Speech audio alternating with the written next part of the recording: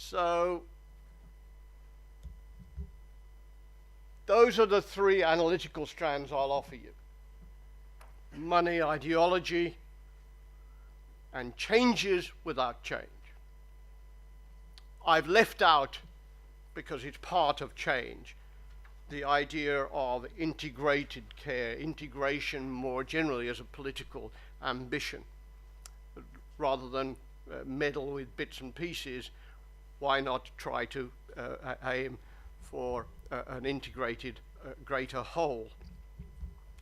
And when I wrote my report on children, I said, which I did last year, children's services in the NHS, I said that one of the major obstacles in the face of care for and welfare for children and young persons was that, let us say in Oldham, somebody sitting here who's the director of education, and someone sitting next to the person who's the director of social services, and here is the chief executive of the PCT, as it then was.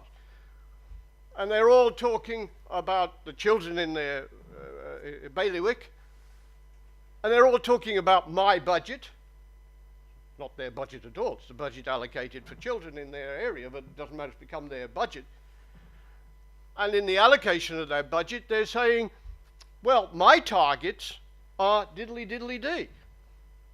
Whereas the Department of Health says, the director of the PCT, oh, we've given up targets, we've got a lot of discretion here to go with the flow, respond to what needs are. So you've got administratively ships passing in the night, and the possibility of the reaching out to an integrated way of responding to the needs of children, so when the child leaves the youth offending institution, isn't that criminal justice? It's down the road.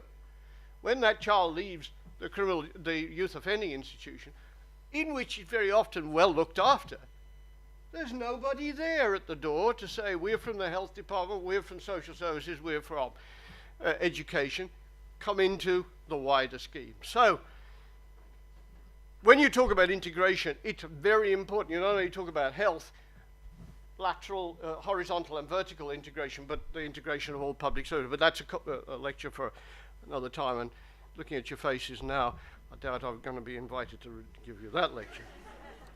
But so we've had money, ideology, and changes, but no change. So what do I respond to that? And this is the bit that I'm going to offer you some observations. How to respond to this apparently insoluble challenge of taking the NHS beyond mediocrity, because, ladies and gentlemen, if you're talking about the needs, concerns, ambitions of patients, that's really what it's all about, getting the service better. First step, you have to pay attention again because there's another 3 coming. Lawyers tend to think in 3s. I think it's 3, I haven't checked recently. The first is the hardest step to take. It's so hard that it has been unable, no one's been able to achieve it in the whole history of the National Health Service, although some have tried. It is to depoliticise the NHS to the greatest extent possible. Now, what this needs, in my view, having said, let's get hung up on structural stuff, I think there will be it needs some serious structural readjustment, but not the sort of alphabet soup of readjustment, of structural changes we've seen in the past. I'm talking about a radical repositioning of the National Health Service in some form of new constitutional settlement. It's as serious as that. The fundamental idea is the notion of voting money to the National Health Service, whatever it should be, and that's a macroeconomic policy for government properly, voting money to the National Health Service, and then letting it get on with things, as if it were somewhat offshore from government. Now that's been the ambition for a long time. It was Alan Milburn's ambition. And then somebody stood up in the House of Commons and said, what about those bodies which were lying in the chapel in that hospital in Little Piddling-on-the-Moor when they were not in the mortuary, because Alan had never heard of the hospital in Little Piddling-on-the-Moor, let alone whether it had a chapel or a mortuary. But by God, thereafter he was aware of every mortuary and every chapel, because he wasn't going to be asked that question in the House again.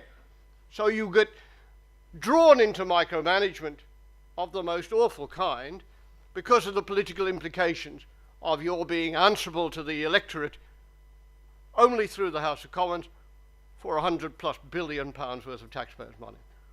Now, how you arrive at a way whereby you can depoliticise, you don't put the Secretary of State on his or her mettle, expecting to know everything and micromanaging as a consequence, is constitutionally so hard,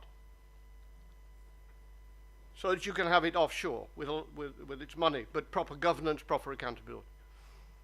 I think steps on the way to achieving this result are discernible in the present government's policy. There is a sense in which the Department of Health is going at last to become a proper grown-up department, a Department of State with its own identity, rather than being the headquarters of the National Health Service. It's a Department of State. The National Health Service is an operational arm. When something goes wrong in the National Health Service, in a hospital somewhere, why is the Secretary of State answering to Jeremy Paxman? It should be the National Health Service answering to Jeremy Paxman. They're running the show. But this politicisation means the Secretary of State feels obliged to go there. It's a mistake. One of many. So I think the current policy about the Department of Health, and I think the creation of the National Commissioning Board, is a step in the process of depoliticising. The National Commissioning Board, if all goes well, will receive and allocate funds by reference to the perceived needs of the NHS, rather than the political imperatives of the day. We'll see, but it's a start. It's a challenge. I think there's much to be hoped for from the National Commissioning Board if politicians let it be. The new chairman, I think, is someone who will stand up, and it will require the National Commissioning Board to stand up to politicians. Clearly, government sets macroeconomic strategic goals, therefore thereafter the politician should step back. No politician yet has had the courage or the wisdom to do so. Thereby the politicisation of the NHS, and thereby the NHS's biggest problem. I've got 2 steps more, or 3 maybe, and I'm conscious of time. The next step, first step, depoliticisation, next step should be a bit easier. Indeed, I shouldn't really need to mention it, but I do need to, and it's equally hard to deliver. It is, if I can remind you and put it as succinctly as I can, it is to remind you of the last word in the 3 words of the title of the National Health Service. That little word called service. We're going to inch towards patients. You can see this coming, can't you? The idea of the National Health Service being a service at the service of those whom it serves, patients, seems to have got lost long ago in the general noise about what to do about the NHS. Now, various strands to this notion of recapturing the notion of service, which I'm going to touch on. Clearly, things that you're interested in, respecting the interests of patients, seeking to engage them, ensure they're empowered, is absolutely central to the notion of service. But asserting this need doesn't make it happen, nor explain why it so often doesn't happen. Moreover, it's one of those single solution bits. It's one of those magic wands which can't of themselves make any difference. So what do I have in mind? And it's not, in other words, more than just empowering patients or getting them involved, and then that cracks it as regards service.